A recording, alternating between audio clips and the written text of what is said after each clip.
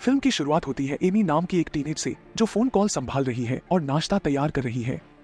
उसका छोटा भाई निक जो एक मिनी आइंस्टीन बन रहा है और रोबोटिक्स का शौक रखता है। इस बीच उनके पापा वेन अपने श्रिंकिंग रे पर कड़ी मेहनत कर रहे हैं।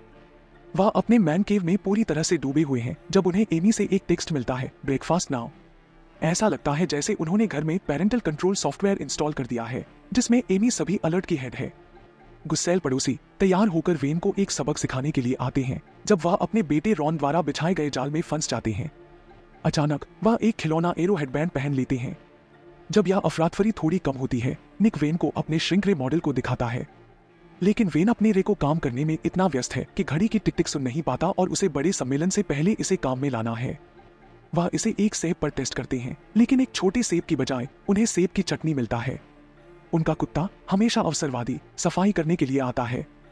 डैन अपने सबसे बड़े बेटे रॉस को मछली पकड़ने के ट्रिप के लिए राजी करने की कोशिश करता है, लेकिन रॉस का मन कहीं और है। वह उदास है क्योंकि उसे फुटबॉल टीम से निकाल दिया गया है। इस बीच एमी के घर में नाश्ता एक जली हुई दुर्गंध है जिसे उनका कुत्ता भी खाने से हिचकिचाता है।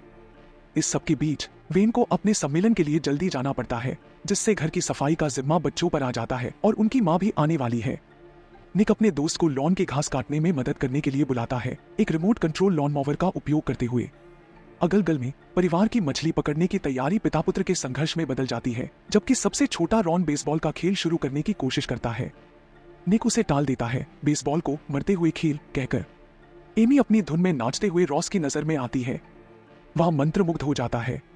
कुछ नहीं कहता टीनेज की क्रश जैसी स्थिति में एक लड़की के वैक्यूम करते हुए देखना। पिता के साथ एक तेजी से मजबूत बनने वाले प्रशिक्षण सत्र का अंत केवल झगड़े में होता है क्योंकि रॉस का उत्साह छुट्टी पर है। रॉन एक जोरदार शॉट मारता है, लेकिन होम रन की जगह गेंद पथ से भटककर निक के लैब की खिड़की से टकराती है। यह सीधे श्रिंक रे पर जाकर गिरती है। बूम! ह्यूस्टन, हमारे पास इग्निशन है। रे इधर उधर बेतरतीब ढंग से फायरिंग शुरू कर देता है। वेन के पसंदीदा सोफे को इतना छोटा कर देता है कि बारबी डॉल भी उसे तंग पाएगी।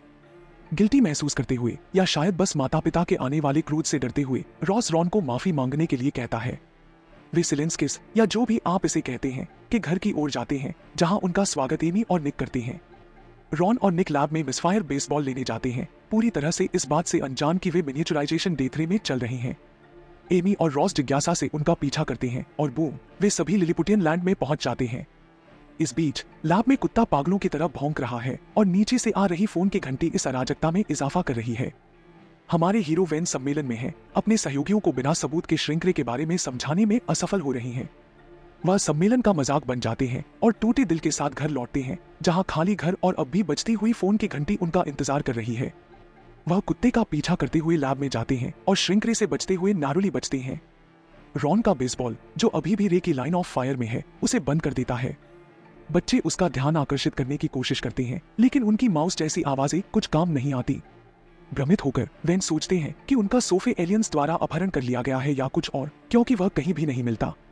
गुस्से में वह अपनी ही श्रिंकिंग मशीन को तोड़ने लगते हैं। छोटे छोटे टुकड़े गिरते हैं और बच्चों को लगभग दफना देते हैं। वे समय पर रास्ते से हट जाते हैं। वेन लैब को साफ करते हैं और सभी बच्चों को धूल के साथ एक कचरे के बैग में झाड़ देते हैं, जिसे वेन बाहर यार्ड में फेंक देते हैं। चमत्कारिक रूप से बच्चे अपने कचरे के कब्र से बाहर निकलने में सफल हो जाते हैं, लेकिन अब वे एक जंगल जैसे बैकयार्ड का सामना कर रहे हैं। इस बीच वेन की पत्नी घर लौटती है और पाती है कि उसके पति के सपने चकनाचूर हो गए हैं। एक रहस्यमय तरीके से गायब सोफा और बच्चे जो उसे लगता है कि मौज मस्ती कर रहे हैं। बच्चे आगे बढ़ते हैं और उन्हें विशाल तितलियां, डायनासोर के आकार के खिलौने और नदियां जो वास्तव में गड्ढे हैं का सामना करना पड़ता है। अचानक निक को एक बात सूझती है कि कुत्तों की सुनने की शक्ति बहुत अच्छी होती है। वे अपने कुत्ते को बुलाने की कोशिश करते हैं और यह काम कर जाता है। वे कुछ फूलों पर चढ़ते हैं ताकि कुत्ते की पीठ पर सवारी कर सकें। तभी रॉन की बिल्ली आ जाती है, कुत्ते को डरा देती है और बच्चों को फिर से फंसा हुआ छोड़ देती है। अराजकता के बीच निक फिसलकर एक फूल में गिर जाता है। उसे एलर्जी है, लेकिन सौभाग्य से परागकण इतने बड़े हैं कि उसे सांस में नहीं ले सकता। अचानक मधुमक्खियों का एक झुंड आ जाता है, जिससे आपकी एलर्जी एक मामूली असुविधा लगने लगती है। वे निर्णय लेते हैं कि निक एक बेहतरीन निशाना बनेगा। रॉस, जो बहादुर और नासमझ है, शूरवीर की भूमिका निभाने की कोशिश करता है, लेकिन अंततः इस एयरबोर्न रोडियो की सवारी में निक का अनिच्छुक सह पायलट बन जाता है। यह हवाई दौड़ उन्हें वेन और पड़ोसी के पास ले जाती है, जो सोचते हैं कि यह एक सामान्य मधुमक्खी है, उनके बच्चे का अपहरण करने वाली नहीं। आखिरकार मधुमक्खी उतरती है, जिससे निक और रॉस एमी और रॉन से अलग हो जाते हैं। वापस घर पर माँ चिंतित होने लगती है और बच्चों को खोजने के लिए मॉल जाती है, क्योंकि बच्चों का अड्डा मॉल ही होता है ना। दूसरी ओर वेन को एहसास होता है कि मधुमक्खियों को भगाने के लिए इस्तेमाल किया गया बल्ला सामान्य चीजों का हिस्सा नहीं है।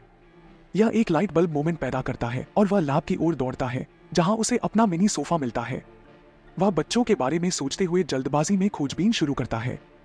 वेन निष्कर्ष निकालता है कि उसने बच्चों को कल की धूल में तरह झाड़ दिया होगा।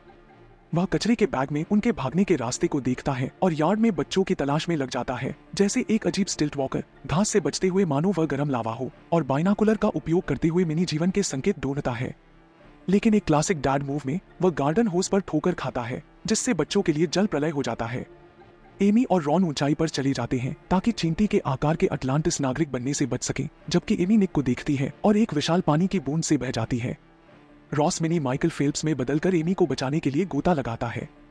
टारेंटुल गार्डन होस को बंद करने के बाद वेन यार्ड को पार करने का निर्णय लेता है, जैसे एक DIY टाइटरोप वॉकर कपड़े की लाइनों और बिजली की तारों का उपयोग करता है। इस बिंदु पर बच्चे एक तालाब में हाथ धोते हुए कुछ स्पा टाइम का आनंद ले रहे हैं और एमी और रॉस अपनी यात्रा पर एक मिनी रोम-कॉम पल का अनुभव कर रहे हैं। घर वापस जाने के रास्ते में वे एक कुकी पर ठोकर खाते हैं, लेकिन जैसे ही वे इसमें शामिल होते हैं, एक विशाल चींटी प्रकट होती है, उनके भोज को भागम भाग में बदल देती है। हालांकि निक को एक सुझाव आता है कि वे चींटी को पालतू बना लें और उसे सवारी करके घर लौटें। वे चींटी का सामना करते हैं, लेकिन यह कुछ मंचकिंस द्वारा बॉस बनाए जाने के लिए तैयार नहीं है। केवल तब जब एमी उसे कुकी का एक टुकड़ा घूस देती है, तब यह शांत होती है। फिर रॉन उस चींटी पर चढ़ता है जैसे कोई अजीब काउबॉय और घर की ओर रास्ता दिखाता है, जबकि बाकी लोग पत्ते की स्लेज पर पीछे खींचे जाते हैं। इस बीच वेन की खोज के प्रयास ठीक नहीं चल रहे हैं, क्योंकि परिवार का कुत्ता इसे किसी विस्तृत खेल की तरह ले रहा है। वेन एक प्रतिकूल संतुलन के कारण लॉन से दूर फेंका जाता है, जिससे पड़ोसी घबरा जाते हैं। वे पुलिस को फोन करते हैं, यह सोचते हुए कि यह कोई गुमशुदगी का मामला है। जल्द ही वेन की पत्नी घर लौटती है और पुलिस को एक और कॉल करती है। अब पुलिस को लगता है कि उनके पास एक टीनेज विद्रोह का मामला है, लेकिन पड़ोसी जो रॉस पर दबाव डालते हैं, जैसे एक हाइड्रोलिक प्रेस अंगूर पर दबाव डालता है, और यह मानते हैं कि उनके पास भागने का कोई कारण नहीं था। उसकी पत्नी इसके विपरीत संकेत करती है, यह बताते हुए कि वेन के साल के सर्वश्रेष्ठ पिता होने के दावों में कमी है। पुलिस वेन के घर की ओर बढ़ती है, जहां वेन अपने आकस्मिक किटी डाउनसाइजिंग प्रोजेक्ट के बारे में सब कुछ बता देता है। वह कसम खाता है कि बच्चे सुरक्षित हैं, बस छोटे हैं और यार्ड में मस्ती कर रहे हैं। उसकी पत्नी इस पर काबू पाने की कोशिश करती है। इस बीच एंड्रू कैंप में रॉन भोजन के लिए रुकता है, जबकि बाकी लोग थोड़ी झपकी लेते हैं। जब वे जागते हैं तो वे चींटी को छोड़ने का फैसला करते हैं, लेकिन यह अब एक वफादार पालतू की तरह उनके साथ रहती है। जैसे ही रात होती है, वेन और उसकी पत्नी बगीचे को एक मिनी खोज पार्टी में बदल देते हैं। रॉस धूम्रपान का ब्रेक लेते हुए अपनी सिगरेट वेन के बगीचे में फेंकता है, जिससे मिनी टीम के लिए आग का खतरा पैदा हो जाता है। रॉन और रॉस जल्दी से समझ जाते हैं कि उनके पिता ने धूम्रपान छोड़ने के बारे में झूठ बोला था। वे इस बुरी स्थिति को एक कैंपिंग ट्रिप में बदल देते हैं, अंगारों का उपयोग करके कुछ DIY लाइटिंग करते हैं। बाद में पड़ोसी के घरेलू झगड़े को सुनकर वेन और उसकी पत्नी घटना के बारे में सच बताने का फैसला करते हैं। वे संदेह करते हैं जब तक कि वे छोटे सोफे को नहीं देख लेते, जो बातचीत का अंतिम मोड़ होता है। इस बीच बच्चों ने एक लेगो ब्लॉक को रात भर के लिए एक एयरबीएनबी में बदल दिया। निक और रॉन ने ऊपरी बंक पर कब्जा कर लिया, एमी ने निचला बंक लिया और रॉस को फर्श पर सोना पड़ा। देर रात की बातचीत के दौरान हमारे बड़े भाई बहन और भी करीब आ जाते हैं। अगर वे इतने छोटे न होते तो एमी और रॉस अपने नवोदित रिश्ते को एक किस के साथ अगले स्तर पर ले जाते। यह एक मीठा पल होता, तभी एक विशाल बिच्छू पार्टी में घुसपैठ न कर लेता। सभी ने उसैन बोल्ट की तरह दौड़ने की कोशिश की, सिवाय रॉन के, जो लेगो ब्लॉक में फंस गया था। जब हमें लगता है कि रॉस बिच्छू का शिकार होने वाला है, तभी चींटी असली हीरो की तरह प्रकट होती है और उसे बचाने के लिए लड़ती है। यह एक कीट रेसलमेनिया की तरह है, लेकिन हमारी चींटी हीरो को बिच्छू से चोट लगती है और खेल खत्म हो जाता है। रॉन अपने मरते हुए चींटी दोस्त को सांत्वना देता है। अगली सुबह निक का दोस्त लॉन को ट्रिम करने के लिए आता है। उसे यह नहीं पता होता कि वह लेगो ब्लॉक को एक संभावित मौत के जाल में बदलने वाला है। इस बीच लैब में हमारे वयस्क हीरो श्रिंकरे को ठीक कर रहे होते हैं और यह एकदम सही समय पर होता है। जैसे ही बच्चे एक कीड़ा के छेद में शरण लेते हैं, वे आने वाले लॉन मूवर के खतरे के कंपन महसूस करते हैं। यह ऐसा था जैसे भूकंप और बवंडर ने मिलकर बच्चों को आतंकित करने का फैसला किया हो। यह बहुत नजदीक था, लेकिन सौभाग्य से माँ और पिताजी समय पर रिमोट पकड़कर लॉन मूवर को बंद कर देते हैं। अब जब उनके दोस्त मदद के लिए पहुंच गए हैं, बच्चे अपने माता पिता का ध्यान आकर्षित करने की कोशिश करते हैं, लेकिन वे आधी रात के निंजा की तरह अदृश्य होते हैं। जब रॉन पूरी तरह से उम्मीद खोने वाला होता है, तभी उनका प्यारा कुत्ता प्रकट होता है और वे उसके साथ घर की सवारी करते हैं। अंदर वेन नाश्ता कर रहा होता है, यह महसूस किए बिना कि निक उसके सीरियल में तैर रहा है। वह काटने ही वाला होता है जब कुत्ता एक मिनी लाइफगार्ड की तरह उसे बचा लेता है और वेन को निक दिखाई देता है। जल्द ही पूरे मिनी गिरोह की खोज होती है। अब समय है श्रिंक रे को बाहर निकालने और इन बच्चों को उनके सामान्य आकार में वापस लाने का। लेकिन निश्चित रूप से यह इतना आसान नहीं होता। कुछ डरावने क्षणों के बाद, जिनमें रॉस पर एक नर्व ब्रेकिंग टेस्ट रन भी शामिल है, प्रक्रिया सफल हो जाती है। अराजकता के बीच प्रेम भी खिलता है क्योंकि रॉस को एमी के साथ डेट मिलती है। अंततः हमारे दो परिवार एकजुट होते हैं, जिससे एक अजीब यात्रा की शुरुआत होती है।